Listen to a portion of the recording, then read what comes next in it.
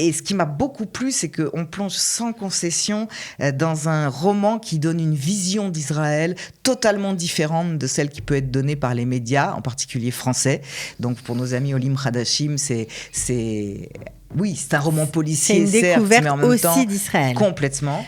C'est une lecture fluide, agréable, c'est rythmé, c'est associé à un scénario plein de surprises, c'est dépaysement garanti, c'est un polar savoureux.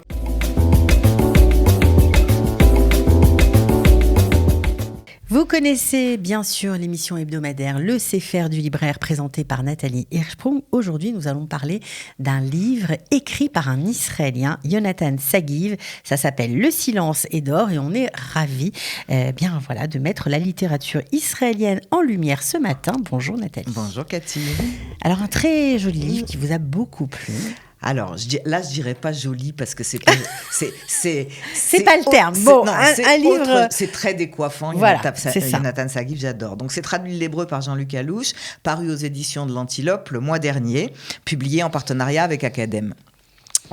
Alors, un petit mot sur Yonatan Sagiv. Il est né en 1979 en Israël. Il est titulaire d'un doctorat d'études juives de New York University et il est spécialiste de l'œuvre du prix Nobel de littérature israélien Shmuel Yosef Agnon. Alors, il a vécu une quinzaine d'années aux États-Unis et à Londres et il s'est réinstallé à Tel Aviv en juin 2021. Il nous est revenu. Alors, son premier livre, paru également aux éditions de l'Antilope en octobre 2019, de mémoire, je l'avais présenté ici, Secret de Polichinelle, avait également été publié en partenariat avec Academ et avec le soutien du Centre national du livre en France. Alors, il nous avait fait découvrir son fameux détective privé, Oded Efer. Alors, Oded Efer, c'est tout un personnage homosexuel. Il parle de lui au féminin. Il venait à l'époque de s'improviser détective privé pour gagner sa vie. C'est un personnage intelligent, espiègle. Il nous inscrit dans un roman policier captivant, divertissant et souvent très drôle. Il est toujours là, bien sûr. Ah oui, il revient. Et fait intéressant, dans ce premier opus, il plongeait le lecteur dans le milieu des affaires de Tel Aviv, des magnats des affaires qui avaient jusqu'ici été peu traités en littérature. Donc là, c'est avec bonheur qu'on retrouve Oded Efer dans ce deuxième opus. Alors, ce désormais célèbre détective privé de Tel Aviv, Oded Efer, dit La Fouine, accepte la minable mission que lui confie sa grand-mère pensionnaire dans une maison de retraite. Il s'agit de retrouver son chat. Donc en cherchant l'horrible bête, Efer tombe sur un cadavre. Il s'immisce alors dans une enquête délicate dans cette maison de retraite. Dans cette maison de retraite, les personnes qui vivent là ont des histoires personnelles pour le moins chargées. Alors, c'est toujours intelligent, humoristique. Notre ami Odette pratique toujours l'autodérision, c'est absolument délicieux.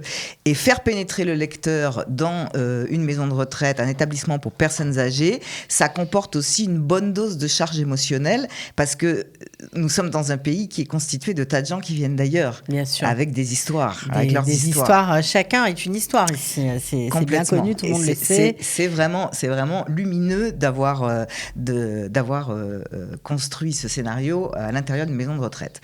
Ça vous a beaucoup plu? Ah, j'ai adoré.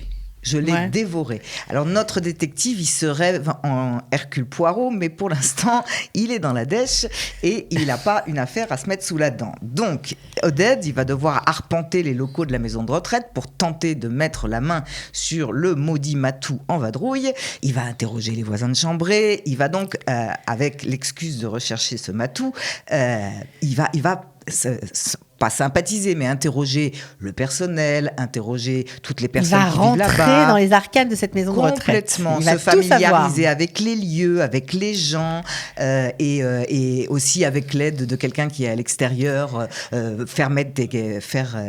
pas mettre, puisqu'elles y sont déjà, mais déchiffrer les images de caméras de sécurité qui permettent de regarder ce qui se passe à l'extérieur autour de la maison de retraite. Et donc, ces investigations vont le mener non pas à Samuel, le chat, mais à un monsieur âgé qui est mort. Alors, mort naturelle, suicide, assassinat. Il le trouve où, le cadavre? Il le trouve dans sa chambre. Dans sa chambre. Parce qu'il suspectait que peut-être que le vieux monsieur Ça arrive en même temps des morts en maison de retraite, ça peut arriver. Oui, mais enfin, à l'arme à feu... Moins. Voilà. Donc, il va devoir démêler tous les écheveaux qui le mèneront à la vérité. Il y a un commissaire dans l'histoire qui n'est pas du tout content de l'avoir dans les pattes et qui essaye de faire tout le maximum pour qu'il sorte de là. Et ce qui m'a beaucoup plu, c'est qu'on plonge sans concession dans un roman qui donne une vision d'Israël totalement différente de celle qui peut être donnée par les médias, en particulier français. Donc pour nos amis Olim Hadashim, c'est un roman policier, c'est une découverte certes, mais en même temps, aussi d'Israël. Complètement. C'est une lecture fluide, agréable, c'est rythmé, c'est associé à un scénario plein de surprises, c'est dépaysement garanti, c'est un polar savoureux. Est-ce que ça ressemble à Batiagour ou pas du tout ? Ah, pas du tout. Ça n'a rien à voir ? Ah, ça n'a rien à voir. Ça n'a rien à voir. C'était Dror Michani qui avait plutôt pris la suite de Batiagour, mais en faisant évoluer quand même, parce que Batiagour, elle était beaucoup dans des milieux hiérosolomitains. Tout à fait. Pas que, parce qu'il y avait Sur la route de Bethléem, mais milieu psy, milieu universitaire, etc. Dror Michani, lui, il reste à Holon avec un commissaire assez classique, mais bon, on découvre aussi plein de choses sur Israël. Mais là, c'est une autre facette de la société israélienne. C'est du polar sociologique, psychologique qui permet vraiment de rentrer vraiment dans la vie israélienne, dans des pans de vie israélienne. Et lui, c'est encore tout à fait différent. C'est son détective privé, c'est très, très, très, très fin, vraiment beaucoup aimé. Bon, on va lire un extrait, parce que là, vous nous donnez envie quand même de voir comment... C'est génial. Bon, après, c'est une question de goût aussi, mais moi j'adore. Oded Nouki insiste sur ce diminutif puéril et castrateur réservé à la famille. Je l'ignore et remets de la purée sur le schnitzel. Oded Niké. Elle pose sa main émaciée et ridée sur moi. J'ai besoin de louer tes services de détective privé. Un bon moment s'écoule avant que les paroles de Nouki Fein ne revêtent un sens quelconque au-delà de leur écho crispant qui m'évacue cruellement de mon repas. Pour quelle raison, par tous les diables, ma grand-mère a-t-elle besoin d'un détective ? Quelqu'un lui aurait piqué son Yoplait dans le frigo collectif des pensionnaires ? Je relève la tête. Un regard à la dérobée me révèle ses traits empreints de gravité. Plus que de la gravité, de l'inquiétude.